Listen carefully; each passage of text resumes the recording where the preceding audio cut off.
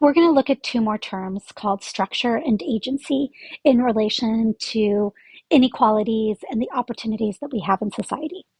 So bear with me, I'm going to talk you through both of them. Structure is our institutions, the opportunities that we have, the resources that we have access to. It can possibly be the burden of inequality, the fact that we are weighed down by a lot of stressors and uneven distribution of finances and opportunities and things along those lines. And it's how society, it's the structure of society, how society is set up and how it impacts all of us as individuals. For some of us, it's set up pretty darn good. That is not the case necessarily for all of us. So then we have agency. And agency is our chance to make choices. We have choices, right? We can get a second job. We love to say that. Anybody who does not necessarily have to struggle as much with finances in the world, I think that that's like the go-to solution. Have you ever heard somebody say, well, if it were me, if I were, I would get a third job? That's yeah, okay. You have choices. There's choices. But there's also how many hours are in their day? Do you have children that you'd have to pay for daycare? Do you have a plethora of jobs that make a living wage around you? Like on and on and on. So structure and agency. Agency is our choices. We have choices. And so it's the way that we operate in society. We love a story of somebody who has overcome great odds, right? It's inspiring. But a lot of times we point to that person who has made choices and has overcome great odds, and we kind of make everybody feel like, well, why can't you be like that?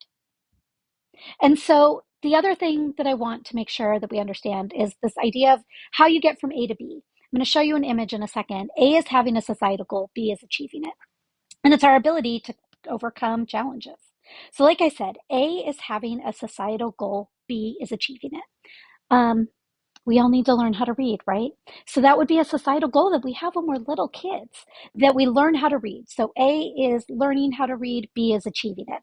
So, let's think about what is involved in learning how to read: access to books, a strong education system, family resources, that there's the time and or again the access to books, like somebody can sit with you and help you learn how to read.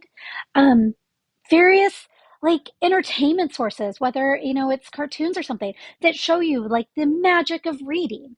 Like I got to grow up with Reading Rainbow, and I got to grow up with bookmobiles, like a motorhome that was a little mini library.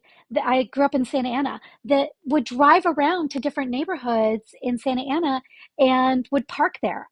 The bookmobile would park in the cul-de-sac by my house because we lived right next to a park. I mean, that kind of access, that the books come to you, that's the kind of like that's the structural opportunities that not necessarily everybody gets.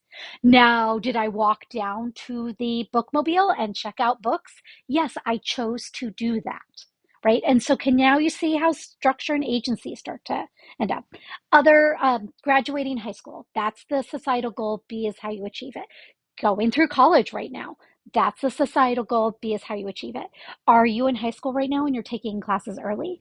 Are you 47 years old and going back to school? Like we have all these different opportunities. That's the amazing part of a community college. Why I am so grateful as an instructor to get to be a part of this particular institution in education, because anybody can walk in at any time and make what they want in life happen. It is affordable, or at least as affordable as higher education is going to get, and it's accessible. So you can see all these squiggly lines everywhere, right? Those are our choices, getting from A to B. We have choices. You have the choice to take this class. But see what happens with structure? Sometimes it limits our choices. I flunked out of college the first time, like royally. And so technically, if you look at all those squiggly lines, I guess I'd be the yellow one. I went backwards. But the only reason I got a chance to go back is because I had the resources to go back. If I didn't have them, I could have screwed up and that would have been my only chance. And I never got a chance again. So, structure and agency. I know that they're a little bit kind of hard terms to sometimes wrap your head around. When I'm in a classroom with students, this is how I show them the kind of ways that structure and agency works. Think about the last time you were on campus taking some classes. And You've got a backpack or a school bag. Maybe it's a day where, you had to carry a ton of stuff. Your bag was really heavy. Maybe, you have lots of classes that you're going to, so you're packing up everything from your car. You're not going back. Think about being kind of weighed down. So what I will do is I'll show all the students, I'll remind them, they see me, the school bag that I brought in. Depending on the school, like sometimes at Cal State Long Beach, my bag is really heavy because I got to go, cross campus and stuff like that. And I can do that. I can get around campus carrying my bag. But I literally go around the room and I start picking up as many students' bags as I can. I think I probably can get to like 8, maybe 10. And so I'm like loaded down on my shoulders and my arms with all these bags. Can I get around campus like that? I mean, yeah, technically, but I'm going to be way slowed down and I'm going to be exhausted and I'm going to have to stop to like rearrange. And getting upstairs is going to be a pain in the you know what? Like that idea of being weighed down by inequalities. And a lot of times, these are invisible. We don't necessarily see them in society.